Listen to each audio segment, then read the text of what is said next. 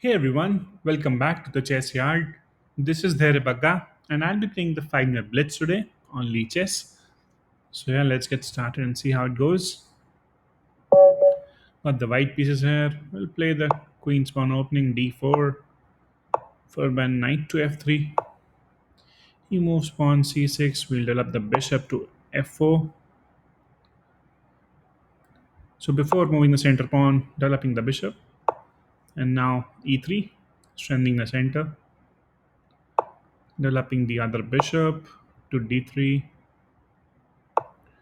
Generally, in these lines, I develop the knight to d2 because one of the knights will be hopping in straight away to e5. If he captures, we take back with either the piece, and if he doesn't, the other knight also goes in the protection of the previous knight to f3. Now both the knights are connected, bishops are developed, eyeing the king side.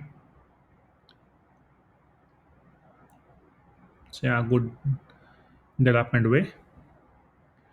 Now there are two options from here: pawn to c4 or c3. If you want to break the situation, c3. If you want to play in a controlled way, move the pawn to c3 rather. Okay, he gives away a pawn, and that creates some weaknesses on his queen side already. The bishop is hanging. We can take or even wait because we have a retrieval square, so I don't want to hurry. Now breaking the situation makes more sense, or it doesn't. I then have to probably first castle and then break, or it's okay. I'll just make a standard move, not break it. Now here we can capture. Capturing looks fine. If I don't capture, he captures, and I capture back. Yeah, okay. Because his bishop is very inactive here, not doing much, so I want his bishop to remain that way. His knight can be a cause of trouble in the future, so that we can take. Okay, he's blocking the bishop diagonal here, also opening up the way for the bishop.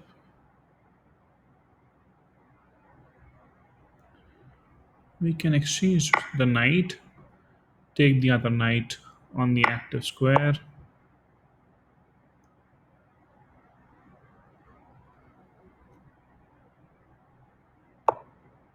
Now, how about queen to g4? Looks good to me, creating some pressure on the king side. The bishop can anytime go to. Okay, he blocked it straight away by moving the f pawn forward.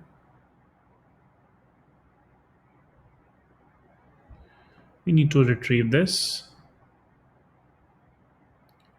and e2 looks a good retrieval square.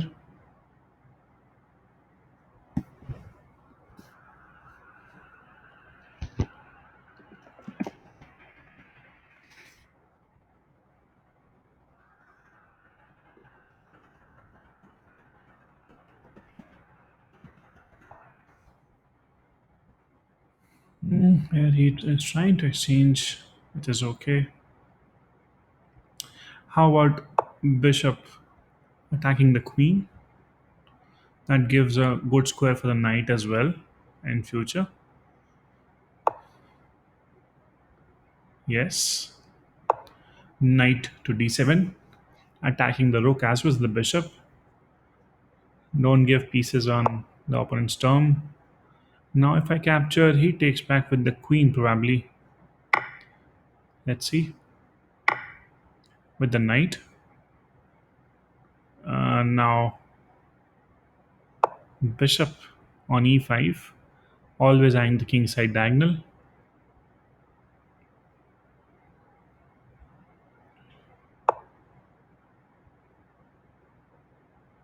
We need to retrieve here. d3. Trying to make sure both the bishops are lying always eyeing the king side diagonal. He is trying to make sure that he is trying to block them eventually. How about pawn to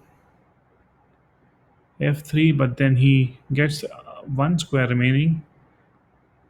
I'll first play h4.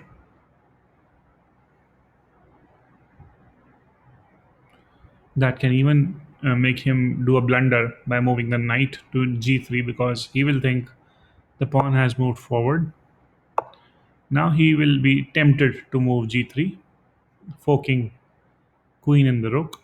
But I have a bishop backwards diagonal, so yep, he saved it. Generally, you can try this and you will see success a lot more than often.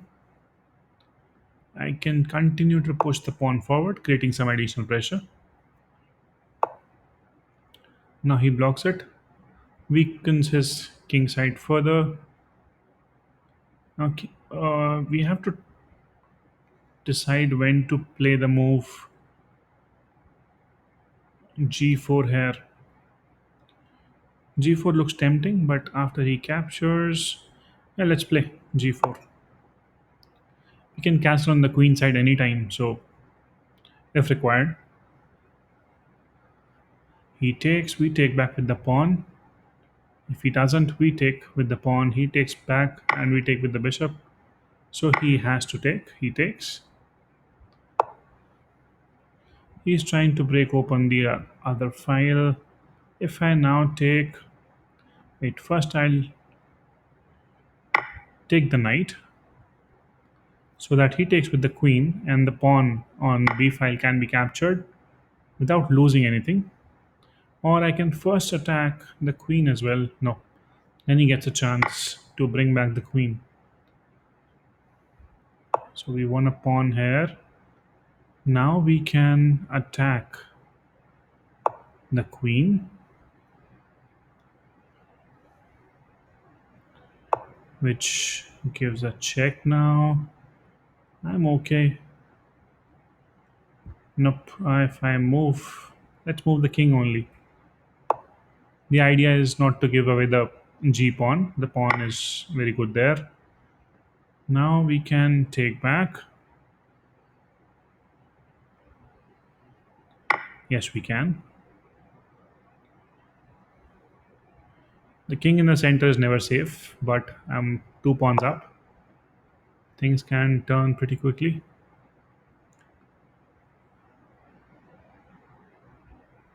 Let's exchange the queens. Oh, he's given the queen for free. Damn. And he resigns. Even I didn't see it for the first time. You don't expect if a person is seeing pieces in a good way that he'll miss out the queen, but he did.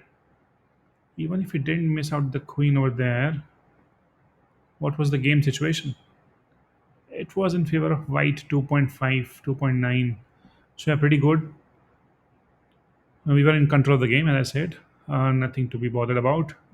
Both the rooks were connected, though the king is in the center, but it still stands pretty safe. 2.7 in the favor of white after move 30 is like good enough to win it from there. And let's run the computer analysis as well once. Okay, we'll just cross check and review the game once, as always. B4. So then all standard moves. Yes, computer suggests to break the center by moving the c4, which was not prominently the part of the plan. White is in control still, 0.6. Draw, and yes, I captured the pawn.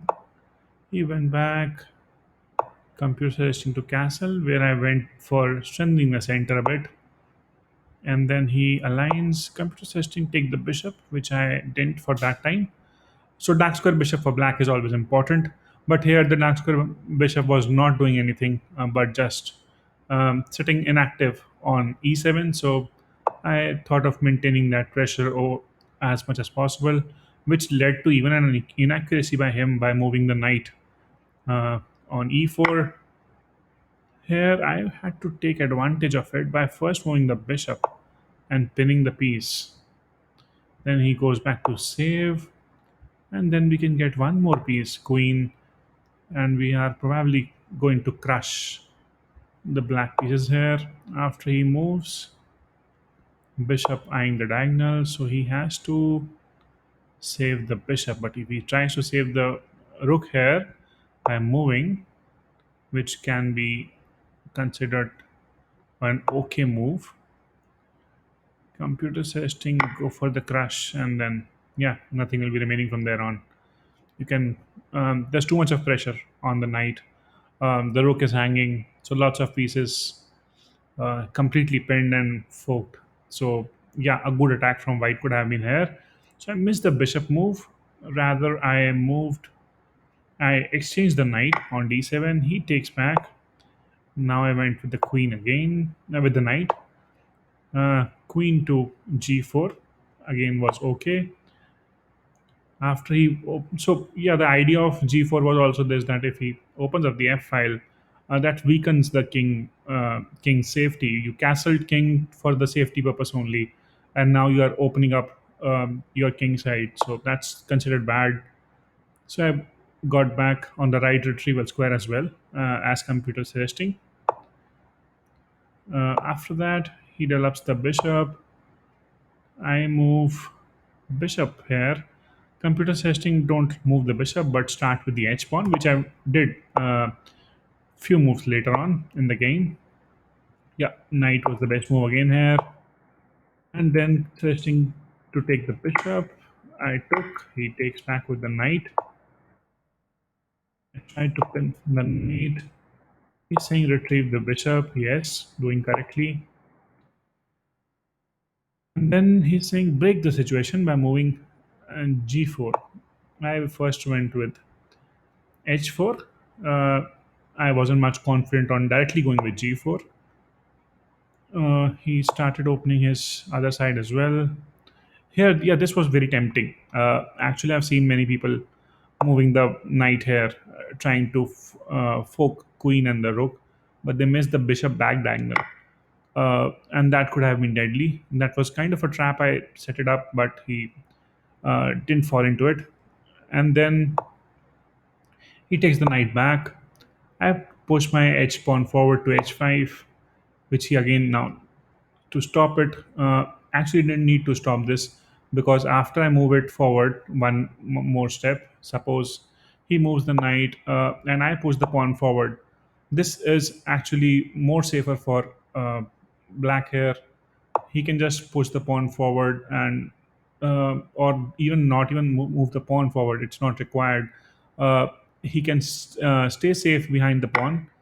I saw this in one of the videos where if the pawn is captured, or even if you move it forward, either ways you are like pretty much safe behind the pawn. Only way that you can be attacked here is by queen to g7, and that's not going to happen because of the pawn lying on e5 here. So that will not be a threat in the game future. So yeah, it was okay. So went with g4. Thereafter, he captures. I take back, opening up the files more. He pushes the pawn forward, and computer testing. You push your pawn forward, but rather I went for the knight exchange here. Okay, bishop and knight exchange was not the ideal way to go forward, but rather to break open the h file. If he captures, that's worse for him. I'll continue with the pawn barrage. So yeah, that was the right way, but I went to exchange the pieces, which was not that bad. He captures with the queen. I take back the pawn and then align the rook in front of the queen. Gives a check. I move the king away, capture the pawn, and here he made a blunder of giving away the queen. So even if he wouldn't have, the game was in control, as I said earlier. Was a couple of pawns ahead in the game. Uh, Pawns were advanced as well. Rook and king, queen were all lined up. Bishop was eyeing the king side diagonal, but here, if you see, the bishop was inactive, while the rook is still on the a 8 here. Even my rook was on a1, but uh, pretty much can be helpful in attacking the queen here, but his rooks are not doing much over there. So yeah, good game. Let's see the computer analysis. Yes, completely it was in favor of white throughout. Four inaccuracies, two blunders. Computer is resting. So what were the two blunders? One I didn't capitalize on the mistake here made by the opponent, and second blunder was knight takes on e5. Yeah, I shouldn't have taken that. So a couple of blunders, but yeah, the game was completely in control of white throughout the game. I hope you liked the video. Do comment and keep sharing. Thank you so much. Take care. Bye bye.